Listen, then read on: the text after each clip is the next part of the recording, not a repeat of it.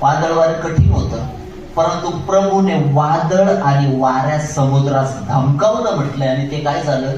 शांत झालं. म्हणजे समुद्र, वादळ हे देखील देवाच्या अधीनतेमध्ये आहे, नाही का?